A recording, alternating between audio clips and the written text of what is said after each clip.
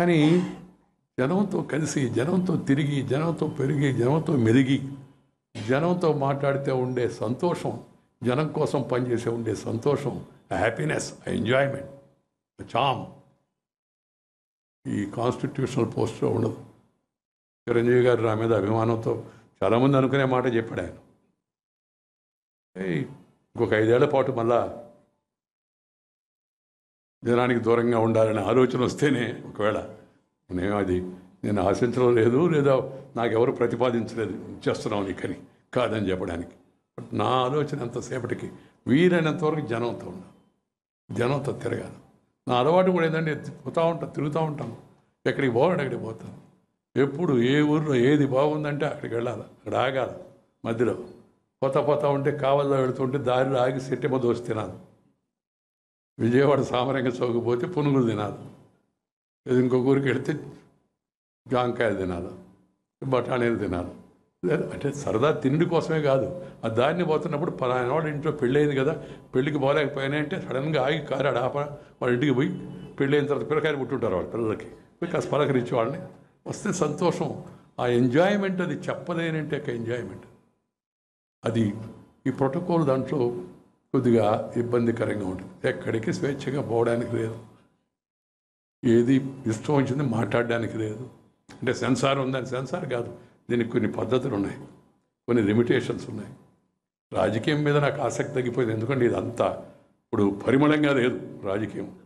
మంచి పని అయింది, చిరంజీవి గారు కూడా రాజకీయం అనుకొని కళామ తల్లికి మళ్ళా సేవ చేస్తున్నాడు. సంతోషం, మంచి పేరు తెచ్చుకుంటున్నాడు. శారీరక మానసిక ఆరోగ్యం రెండు బాగుపడతాయి కూడా దానివల్ల. అదే బాగున్నారు, చూడడానికి కూడా బాగున్నారు, చూసాను, వినడానికి కూడా బాగుంటుంది.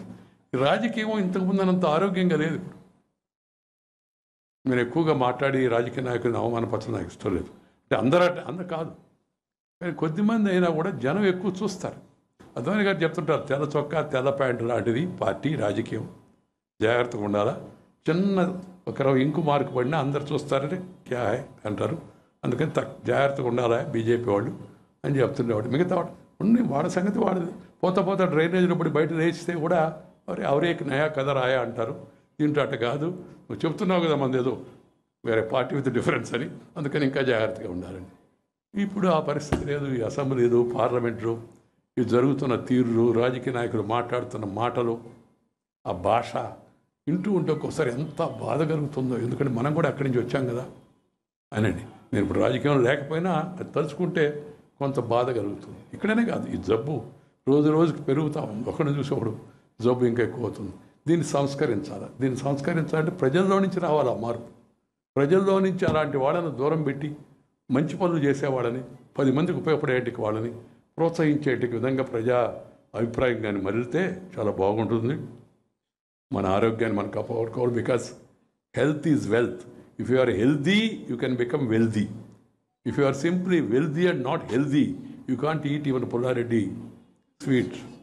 అది పోయి మనం బెల్లం వేసిన జీడిపప్పు పాకం తినడానికి ఛాన్స్ లేదు. అదే కాదు, ఇంకేదైనా హైదరాబాద్ దమ్ బిర్యానీ తినడానికి కూడా ఛాన్స్ లేదు. ఎందుకంటే ఆరోగ్యం బాగాలేకపోతే ఏం చేస్తాను, చూస్తూ ఉండాల్సిందే. కళ్ళు కావాలంటుంటాయి, కడుపు వద్దంటుందని పెద్దవాళ్ళకి సామెత చెప్పారు. అలా అయిపోద్ది ఆరోగ్యం పోతే. అందుకని ఆరోగ్యం పైన దృష్టి పెట్టుకోవాలా.